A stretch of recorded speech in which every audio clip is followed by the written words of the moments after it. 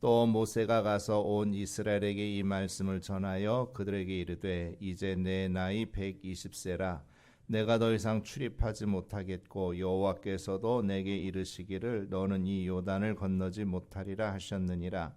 여호와께서 이미 말씀하신 것과 같이 내 하나님 여호와께서 너보다 먼저 건너가사 이 민족들을 내 앞에서 멸하시고 네가 그 땅을 차지하게 할 것이며 여호수아는 내 앞에서 건너갈지라. 또한 여호와께서 이미 멸하신 아모리 왕 시혼과 옥과 및 그 땅에 행하신 것과 같이 그들에게도 행하실 것이라. 또한 여호와께서 그들을 너희 앞에 넘기시리니 너희는 내가 너희에게 명한 모든 명령대로 그들에게 행할 것이라. 너희는 강하고 담대하라. 두려워하지 말라. 그들 앞에서 떨지 말라. 이는 내 하나님 여호와 그가 너와 함께 가시며 결코 너를 떠나지 아니하시며 버리지 아니하실 것임이라 하고 모세가 여호수아를 불러 온 이스라엘의 목전에서 그에게 이르되 너는 강하고 담대하라. 너는 이 백성을 거느리고 여호와께서 그들의 조상에게 주리라고 맹세하신 땅에 들어가서 그들에게 그 땅을 차지하게 하라. 그리하면 여호와 그가 내 앞에서 가시며 너와 함께 하사 너를 떠나지 아니하시며 버리지 아니하시리니 너는 두려워하지 말라. 놀라지 말라. 아멘. 우리 감리교회는 2월 달에 보통 지방회하고 4월 달에 연회를 합니다. 그래서 지방회와 연회가 끝나고 나면 이취임 예배를 이제 많이 드리게 됩니다. 특별히 우리 장로님들이 이취임 예배를 많이 드리는데요. 또 지난 주일에는 이제 감리사 이취임 예배 있었고 오늘 오후에는 구로동교회 이제 담임 목사님 은퇴하시고 이제 새로운 목사님 담임으로 취임하는 예배가 있습니다. 그리고 이제 감리사로 재직하는 동안 이제 장로 이취임식에도 이제 많이 참석을 했었는데요. 이취임식을 할 때마다 항상 생각나는 게 있습니다. 제가 처음 연회 때 참석했을 때 일입니다. 제가 1990년도에 이제 준회원에 허입을 할 때 처음 연회에 참석을 했습니다. 근데 연회 이제 중간에 이제 정회를 하고 이제 다시 속기하기 전에 그날 은퇴하시는 한 목사님이 나오셔서 찬양을 하셨어요. 근데 그때 목사님께서 부르신 찬송이 458장입니다. 자, 우리 1절만 한번 같이 불러볼까요? 458장 1절. 우리 반주 부탁할까요? 458장.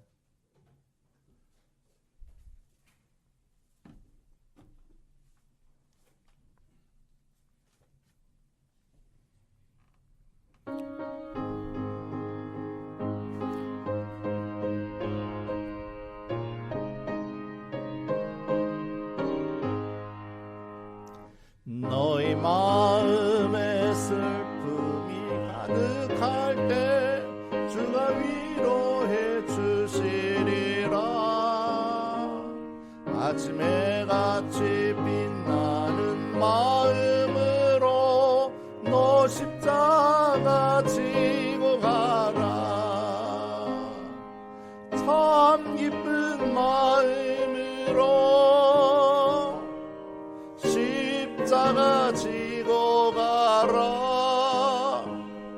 내가 기쁘게 십자가 지고 가면 슬픈 마음이 위로받네. 1절만. 저는 그날 이 목사님 처음 뵀죠. 알지도 못하는 분이고요. 그런데 이제 90년도에 은퇴를 하셨으니까 60년대, 70년대, 80년대 우리나라 이제 경제개발 5개년 계획하면서 한참 산업화 일어나고 이제 발전할 때 어쨌든 그 시절은 우리나라 그렇게 여유롭진 못했죠. 다 힘든 시절이었는데 그때 이제 목회를 하신 분입니다. 자, 물론 이제 그분이 얼마나 어려운 현장에서 목회를 하셨는지 아니면 그래도 조금 여건이 좋은 환경 속에서 목회를 하셨는지 전혀 모릅니다. 근데 아마도 이제 그 당시 삼남연에서 목회를 하셨다고 하면 그렇게 썩 좋은 환경 속에서 목회하신 것은 아닐 겁니다. 자, 어쨌든 이 찬송가 가사를 생각하면 그 목사님이 어떤 목회를 하셨겠는가라고 하는 것을 이제 조금 느낄 수 있었습니다. 그러니까 저는 그때 목회를 시작하는 때였고 그분은 목회를 다 끝마칠 때였습니다. 저는 이제 그 목사님의 찬송을 들으면서 목회의 길이 이런 것이겠구나라고 하는 것들을 이제 어느 정도 이제 마음속으로 이제 느꼈던 이제 그런 시간이었습니다. 그래서 우리 목사님들이나 장로님들 은퇴할 때마다 늘 그 장면이 떠올라요. 그래서 저도 은퇴할 때가 되면 이 찬송을 부르고 이 내용을 설명하면서 은퇴사를 해야 되겠다, 이제 그런 마음을 늘 가지고 있습니다. 저는 그 목사님이 은퇴하시면서 그 찬송을 왜 불렀는지 그 마음을 잘 알지는 못합니다. 그러나 좀 생각은 해볼 수 있을 것 같아요. 그러니까 내가 이렇게 어려운 목회 여정을 주님의 십자가를 지는 심정으로 최선을 다했고 또 무사히 마치고 은퇴하게 되는 것이 감사한 마음이었기 때문에 그 찬송을 부르지 않았을까 싶습니다. 그러면서 또 한편으로는 이제 후배들이 내 뒤를 이어서 나보다 더 멋지게 열심히 목회하고 나처럼 이렇게 아름답게 은퇴하기를 바라는 그 심정이 담겨 있지 않을까 싶습니다. 저는 이 목사님의 마음이 그 목사님들은 물론이지만 우리 모든 성도의 마음이어야 한다고 믿습니다. 왜냐하면 하나님의 일은 어느 한 사람이 은퇴하거나 죽는다고 중단될 수 없기 때문입니다. 그래서 어떤 직분이든지 이 취임 예배를 할 때마다 느끼는 것은 한 세대가 가고 나면 또 다른 세대가 그 뒤를 이어가면서 하나님의 일이 중단되지 않고 계속되는 것에 감사한 마음을 갖습니다. 자, 오늘 본문에도 보면 이제 모세의 그런 마음이 잘 나타나 있습니다. 자, 오늘 말씀에 보면 모세가 이제 이스라엘에게 말을 합니다. 이제 내 나이가 120살이 되었다. 나는 이제 더 이상 당신들을 이끌 수도 없고 또 특별히 하나님께서 내가 가나안 땅에 들어가는 것을 허락하지도 않으셨으니 이제 여호수아가 나를 대신해서 너희를 이끌고 가나안 땅에 들어가게 될 것이다. 그리고 지금까지 함께 하셨던 하나님께서 앞으로도 함께 하실 것이니 두려워하지 말고 강하고 담대히 나가라. 그래서 그 땅을 취하라. 이렇게 말하고 있습니다. 자, 모세는 출애굽의 그 위대한 일을 했지만 한순간의 실수로 하나님의 영광을 가림으로 가나안에 들어가는 복을 얻지 못했습니다. 어떻게 보면 모세 입장에서는 상당히 서운한 만한 이제 그러한 일입니다. 이제 모세가 그 출애굽한 그 내용을 우리가 잘 알지 않습니까? 얼마나 힘들었겠어요. 그리고 그들을 이끌고 광야로 들어섰을 때 백성들은 조금만 어렵고 힘든 일이 있으면 불평하고 원망하고 막 그러기 일쑤였단 말이에요. 근데 한 번 이제 마실 물이 없어서 물을 달라고 하니까 하나님이 네가 지팡이를 반석을 쳐서 물을 내라. 근데 이제 모세도 너무 지쳤던지 막 화가 났든지 짜증이 올라왔든지 그냥 지팡이로 반석을 막 팍 치면서 물을 낸 거예요. 그러니까 이것이 하나님의 영광을 가렸다는 거죠. 그래서 그 일 때문에 모세가 가나안 땅에 들어가지 못한 거예요. 자, 어떻게 보면 하나님도 좀 너무 야속하지 않습니까? 모세가 그렇게 출애굽이라고 하는 그 위대한 역사를 했고 또 앞으로도 광야를 이끌고 가야 되는데 그거 한번 실수했다고 가나안 땅에 못 들어가게 하는 거, 참 어떻게 보면 되게 서운할 수 있을 것 같아요. 자, 그러나 모세는 서운함이 있든지 없든지 정말 끝까지 자신의 사명을 감당하는 모습을 볼 수가 있습니다. 자, 이것은 모세가 그 신앙이 얼마나 성숙해 있었고 또 이스라엘을 얼마나 사랑하고 아꼈는가 하는 것을 우리에게 잘 말해주고 있습니다. 저는 이제 그 연회 때 찬송을 부르셨던 그 목사님이나 또 이 모세의 마음, 바로 이것이 우리 모든 성도들의 마음이어야 한다라고 믿습니다. 우리도 언젠가는 모세처럼 또 그 목사님처럼 은퇴를 하고 또 이 땅을 떠나게 될 날이 올 것입니다. 그때 우리도 그 모세처럼 내가 가진 믿음을 후대들에게 전수하고 떠나야 할 것입니다. 그래야 본인들이 정말 살아생전에 눈물로 기도하고 땀 흘린 수고와 헌신이 계속 이어져서 주님의 일이 계속되고 더 큰 부흥의 역사를 이루어 갈 수 있기 때문입니다. 그러니까 2000년 역사 동안 교회는 그렇게 성장해 온 거예요. 그러니까 이 역사는 앞으로도 계속 되어야 할 줄로 믿습니다. 자, 요즘 결혼을 하면 부부 대부분이 이제 아들보다는 딸을 더 원하는 것 같아요. 아마도 이런 이유 때문이 아닐까 싶습니다. 아들과 아버지가 몇 촌입니까? 1촌이죠. 근데 아들이 사춘기가 되면 4촌이 된대요. 이게 그만큼 좀 멀어진다는 이야기죠. 또 아들에게 애인이 생기면 8촌이 된대요. 점점 멀어져요. 아들이 결혼하면 이제 사돈의 8촌이 된답니다. 그리고 아들이 공부를 잘하고 일을 잘하면 나라의 아들이 되고, 아들이 돈을 잘 벌면 장모의 아들이 되고, 아들이 백수가 되면 평생을 끼고 살아야 된대요. 그러니까 아들이 자식을 낳고 해외로 이민을 가면 해외 동포가 된다는 거죠. 참 우스갯소리이긴 하지만 참 일리 있는 말이고 현 시대를 잘 표현하고 있는 말이 아닌가 싶습니다. 그러니까 아들 낳아봤자 이제는 다 소용없어, 이런 생각이 이제 좀 팽배해져 있는 것 같아요. 뭐 불과 한 20-30년 전만 해도 이런 것은 생각지도 못할 일이었죠. 예로부터 대를 이어가는 것이 자손의 의무였습니다. 그래서 여자가 시집을 가서 대를 잇지 못하면 칠거지약 중에 하나로 쫓겨나는 그런 시절도 있었어요. 근데 요즘 시대가 많이 바뀌어서 만약에 이런 말을 한다면 정말 큰일 날 그런 소리로 들릴 겁니다. 자, 그렇지만 물론 여전히 아직도 이제 대를 잇는 것에 이제 관심을 두고 아들을 선호하는 사람들이 있기도 합니다. 어쨌든 한 집안에서 대가 끊기지 않고 그 대가 이어진다라고 하는 것은 참 귀한 일인 거죠.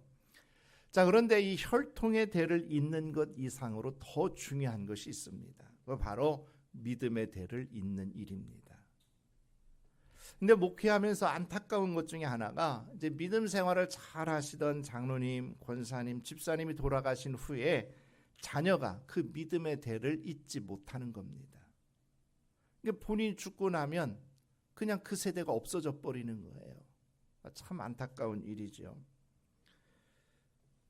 그래서 본인이 죽고 이제 본인은 뭐 천국에 가셨겠습니다만 그 자식들이 그 빈자리를 채우지 못할 때 정말 안타까운 마음을 금할 길이 없습니다. 우리에게 모든 성도들 가정마다 이 믿음의 대를 잘 이어갈 수 있기를 주님의 이름으로 축복합니다.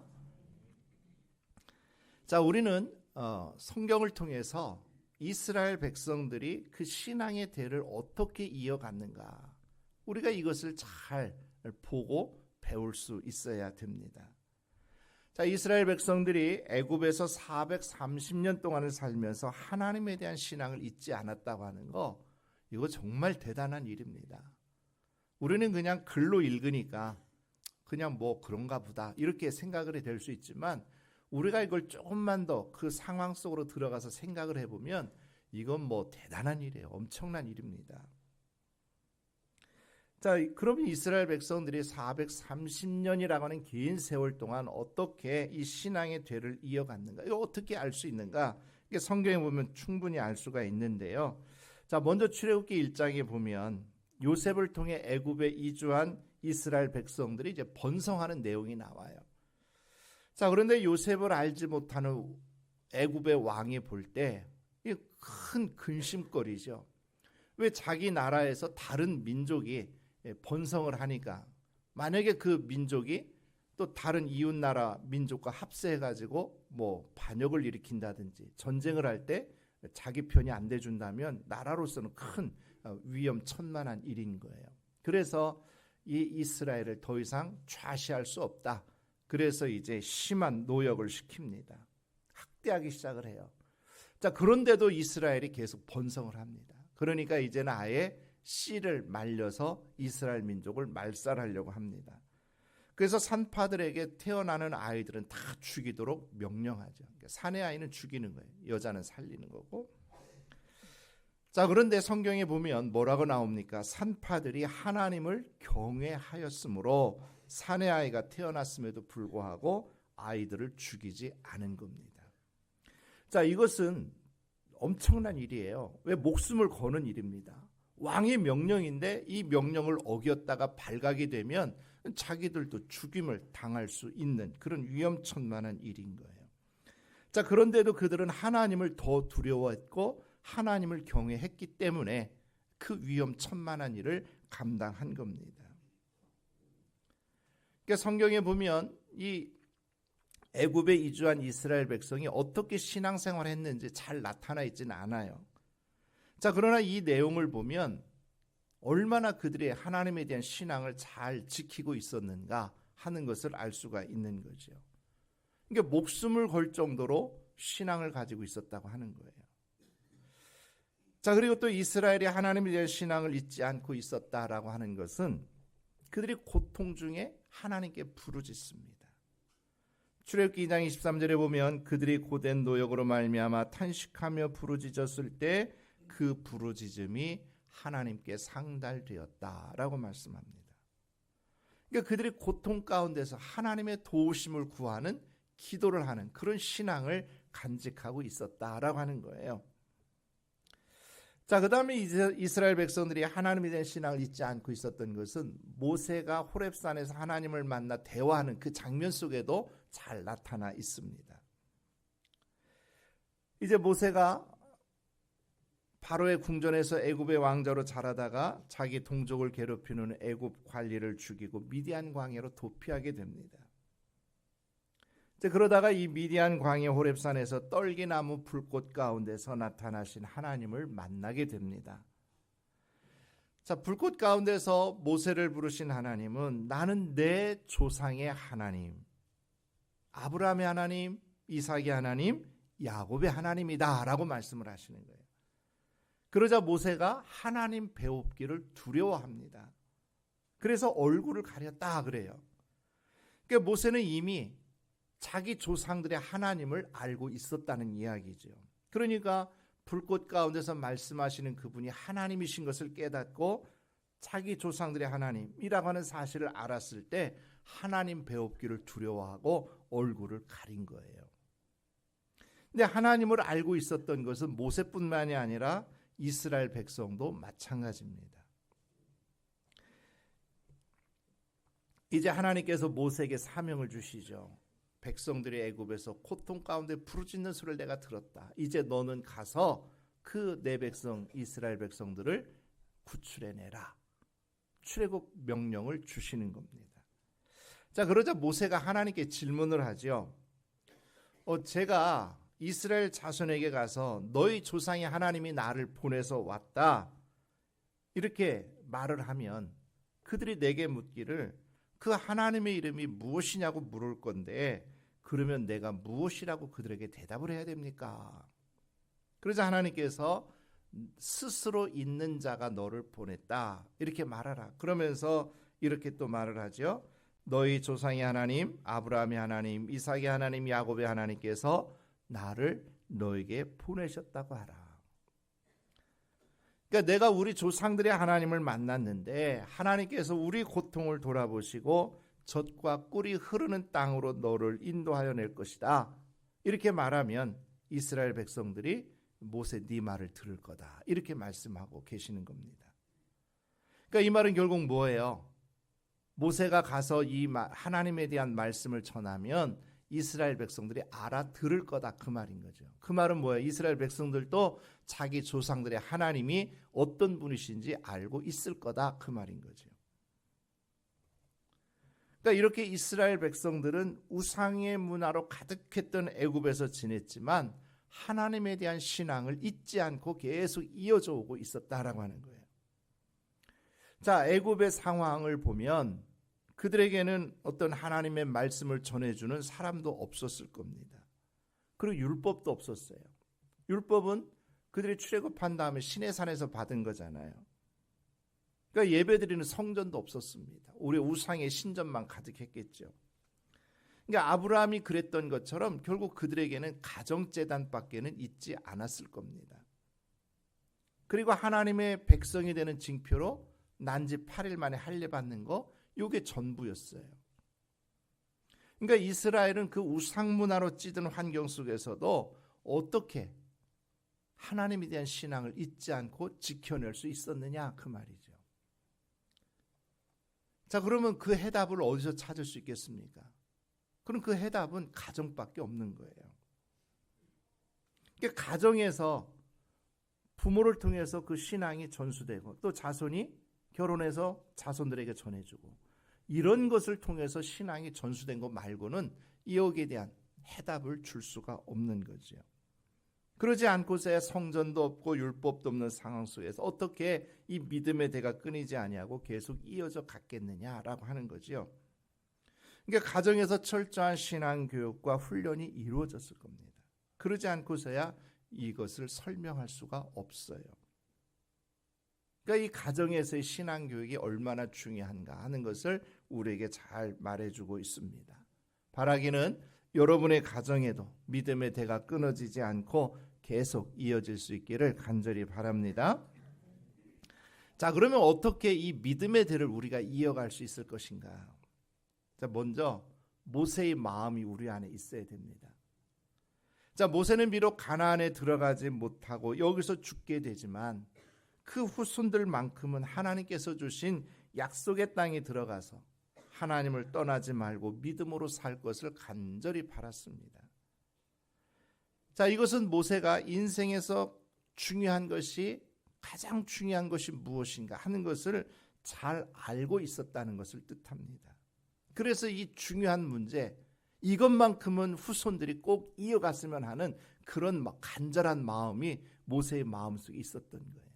그렇기 때문에 죽기 전에 이 말씀을 전하고 있는 겁니다.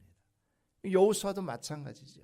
모세 후계자였던 여호수아도 역시 자기 사명을 다 한 후에 여호수아 24장에 가보면 이제 너희들이 오늘날 택할 자를 섬겨라. 나는 오직, 나와 내 집은 오직 하나님만 섬기겠다. 그러니까 여호수아에게도 하나님을 섬기는 것, 이것이 가장 중요했기 때문에 죽기 전에 이것을 다시 한번 백성들에게 전수해 주는 거예요. 그러니까 이렇게 믿음이 전해졌다고 하는 거죠. 자, 여러분은 자녀를 키우면서 무엇을 가장 중요하게 여기고 있습니까? 아마 오늘날 이렇게 우리나라 현실을 보면 신앙 좋은 자녀, 이거보다는 공부 잘하는 거, 좋은 대학에 들어가는 거, 출세하는 거, 성공하는 거, 여기에 더 많은 관심을 두고 그것을 더 중요하게 생각하는 경향이 많은 것 같아요. 왜냐하면 부모들이 자녀 공부를 위해서는 그 비싼 과외비, 학원비, 얼마나 어려운 중에서도 그것만큼은 포기를 하지 않잖아요. 그러니까 교육비가 비싸서 자녀 키우는 게 힘들어서 자녀도 안 낳으려고 결혼까지도 안 하는 이런 세태가 되고 있지 않습니까? 그러니까 그만큼 자녀가 공부해서 출세하고 성공하는 거, 이것이 모든 부모의 가장 큰 바람이 아닐까 싶은 거예요. 그런데 정말 그것이 과연 자녀들에게 가장 중요한 일일까? 우리는 신앙인으로서 다시 한번 그것을 깊이 생각해 보아야 합니다. 오늘날 사회에 성공했다고 하는 사람들을 바라보면 그들이 어떻게 살아갑니까? 그들이 살아가는 모습을 보면 정말 자기들이 성공하고 출세한 그것을 지키기 위해서 오히려 다른 사람들을, 약자들을 짓밟고 오히려 그런 사람들을 무시하고 자기들의 리그만을 누리려고 하는 사람들이 대부분이지 않습니까? 그러니까 이제는 개천에서 용난다, 이런 말은 이제 찾아보기 어려운 시대가 되었다라고 하는 거죠. 그러니까 우리는 정말 이제 신앙인들로서 자녀들을 교육하고 가르칠 때에 정말 이 가치관, 무엇을 더 중요하게 여길 건가, 이걸 진지하게 생각을 해야 될 것입니다. 비록 내 자녀가 세상적으로 조금 성공하지 못한다 할지라도 자기 자리 잘 지킬 줄 알고 어디에 가서든지 정말 하나님의 영광을 드러낼 줄 아는 그런 책임 있는 사람들로 키워내는 것이 정말 우리 자녀들에겐 소중한 일이라고 믿습니다. 그 신앙이 뒷전이면 결국은 그 자녀의 인생이 결코 성공적인 인생이 될 수 없다는 거예요. 그러니까 자녀에게 신앙을 물려주는 것이 가장 중요하다고 하는 사실을 깨닫고 자녀에게 신앙의 유산을 물려줄 수 있는 우리 모두가 될 수 있기를 간절히 바랍니다. 자, 그 다음에 두 번째는 모세와 같은 믿음이 있어야 돼요. 자, 하나님을 철저하게 믿고 따르는 사람만이 믿음을 가르칠 수 있습니다. 하나님의 말씀을 잘 아는 사람이 하나님의 말씀을 가르칠 수 있습니다. 내가 믿음이 없는데 어떻게 믿음을 가르칠 수 있습니까? 내가 하나님의 말씀을 잘 모르는데 어떻게 하나님의 말씀을 가르치고 내가 믿음이 없는데 어떻게 믿음을 물려줄 수 있겠느냐 그 말이죠. 자, 자녀들이 학생들이 과외를 받을 때 누구에게 받습니까? 실력 좋은 선생님에게 받으려고 해요. 요즘 일타 강사들이 뜨고 있죠. 일타 강사란 1등 스타 강사의 줄임말이라고 해요. 학원이나 온라인 강의에서 가장 인기 있는 강사를 말합니다. 어떤 사람들이 일타 강사냐 이렇게 보니까 학원에서는 제일 먼저 마감되는 선생, 그리고 온라인에서는 매출이 가장 높은 선생이 일타 강사래요. 학원에서 그 선생님이 강의를 개설을 하면 잘 가르치니까 일타 강사니까 제일 먼저 학생들이 그 수업을 듣는 거예요. 그러니까 금방 매진이 되는 거죠. 또 온라인상에도 잘 가르치는 그 선생님 강의는 제일 먼저 등록을 해요. 그러니까 매출이 많을 수밖에 없는 거예요. 자, 왜 이런 일타 강사에게 학생들이 몰리는 겁니까? 실력이 있고 잘 가르치기 때문에 그런 거예요. 그러니까 실력이 없는 선생은 뭐 개설을 해놔도 마감될 때까지 아마 계속 빈자리가 남아 있을 거예요. 자, 마찬가지로 신앙이 없는 사람이 신앙을 가르칠 수가 없는 거죠. 우리 가정에서 자녀들에게 신앙을 가르치고 신앙의 유산을 물려주기 위해선 내게 정말 그 믿음의 유산을 물려줄 수 있는 그 믿음이 충만해야 된다라고 하는 겁니다. 물려줄 게 없는데 무엇을 물려줄 수 있겠습니까? 자, 부모가 돌아가셨는데 재산이 없이 돌아가셨어요. 그럼 뭘 상속받을 수 있습니까? 상속받을 게 있어야 상속을 받지요. 그러니까 우리는 우리가 자녀들에게 정말 믿음의 유산을 물려줄 만한 훌륭한 믿음을 가지고 있어야 될 줄로 믿습니다. 여러분은 자녀들에게 물려줄 믿음의 유산이 있습니까? 자, 우리는 지금이라도 내가 내 자녀들에게 물려줄 믿음의 유산을 많이 쌓아 놓아야 할 줄로 믿습니다. 그러기 위해서는 내 자신이 먼저 철저하게 믿음 생활을 해야 되죠. 내가 믿음 생활 제대로 하지 않으면서 어떻게 내 안에 믿음이 쌓여갈 수 있겠습니까? 그래서 우리들 모두가 더욱더 믿음 생활에 정진하셔서 내 안에 믿음의 유산을 잘 쌓아놓고 그 믿음의 유산을 물려줄 수 있는 우리 모두가 될 수 있기를 간절히 바랍니다. 자, 그 다음에 세 번째는 믿음의 좋은 본을 보일 수 있어야 됩니다. 그 혀가 짧아서 발음이 시원찮은 훈장의 아이들에게 천자문을 가르칩니다. 바담풍 하니까 아이들이 바담풍 하고 따라서 해요. 그러니까 훈장이 참 보니까 답답해요. 아니 저놈들이 바람풍 해야 되는데 왜 자꾸 바담풍 하지? 그래서 이제 아이들에게 바담풍 또 다시 해요. 그러니까 아이들은 또 바담풍 따라서 합니다. 아니 이놈들아 왜 바담풍 해야지 왜 바담풍 해? 아무리 말을 해도 바담풍밖에 안 나오니까 아이들이 따라서 하는 말은 바담풍밖에 안 나오는 거예요. 그러니까 우리도 마찬가지죠. 내가 못했는데 너희는 잘해라. 이러면 그 말이 영향력이 있겠습니까? 내가 본을 보이지 못하면 좋은 영향력을 행사할 수가 없는 거예요. 그래서 리더십을 얘기할 때 제일 중요하게 하는 말이 바로 영향력입니다. 그러니까 내가 철저하게 훈련이 되어 있고 성숙해져서 신앙의 본을 보일 때 그것이 바로 영향력을 미치고 또 그 자녀에게 좋은 믿음의 본보기가 되고 그래서 그 자녀들이 그 믿음을 본받아서 믿음의 삶을 살아가게 될 것이다 라고 하는 겁니다. 그래서 우리가 가정에서부터 믿음의 본을 보이는 믿음의 부모들이 되어야 할 줄로 믿습니다. 자, 하나님은 아브라함에게 젖과 꿀이 흐르는 땅을 약속해 주셨습니다. 근데 그 믿음이 이삭을 통해서 야곱을 통해서 후대들에게 계속 전달이 됐습니다. 자, 그들이 애굽에서 고통 중에 있을 때에도 아까 말씀드렸던 대로 가정을 통해서 그 믿음을 계속 이어갔어요. 자, 그런데 놀라운 사실이 또 하나 있습니다. 뭐냐? 자, 요셉이 애굽에서 죽으면서 그런 유언을 남기죠. 내가 여기에서 장례를 치르게 되지만 때가 되면 하나님께서 우리를 젖과 꿀이 흐르는 땅으로 인도해 갈 것이다. 그때 내 해골을 메고 내 유골을 그 약속의 땅에 묻어달라. 이장해달라고 하는 그 유언을 남겨요. 그러니까 요셉은 아브라함, 이삭, 야곱을 통해서 전해져 왔던 그 믿음, 이걸 잃지 않고 죽는 순간까지 그 믿음을 가지고 있었고 그 믿음을 후대들에게 남겨준 겁니다. 그리고 이스라엘 후손들은 출애굽할 때에 요셉의 해골을 메고 떠났다. 이렇게 분명하게 기록하고 있어요.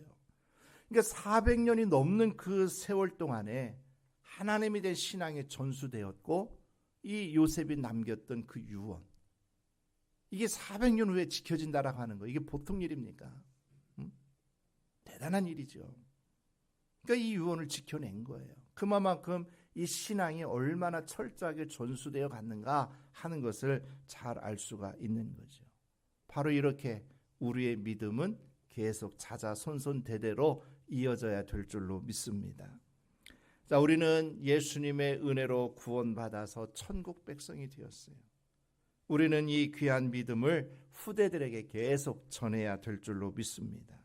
이 일은 우리 가정과 교회가 협력해서 감당을 해야 될 것입니다. 우리 이 일을 위해서 제일 중요한 게 뭐겠어요? 우리의 믿음이 올바로 서 있어야 되는 것이죠. 자녀들에게 믿음을 가르치고 믿음의 유산을 물려줄 만한 그 내용이 있어야 된다라고 하는 거예요. 그리고 무엇보다도 우리 어른들이, 믿음의 부모들이 자녀들에게 믿음의 본을 보여야 되는 것이죠. 집안에서 맨날 술 먹고 술주정하고 자녀들 폭행하고 이런 아버지를 보면서 자란 자식이 내가 커서는 절대 저런 아버지 되지 말아야지, 그렇게 다짐을 해요. 그런데 대부분 커서 보면 그 자녀도 똑같은 모습을 하는 것을 많이 보게 됩니다. 이게 그 아버지 행동이 나쁘다는 걸 알기 때문에 그렇게 살지 말아야지 하는데 매일 그거 보고 자라니까 그게 자기도 모르게 몸에 배는 거예요. 그렇게 사는 거 아니겠습니까? 그래서 지난번도 말씀을 드렸듯이 우리에게 믿음의 좋은 전통이 세워지는 교회, 그러니까 우리 교회 안에도 믿음의 좋은 모델들이 많이 세워질 수 있기를 바랍니다.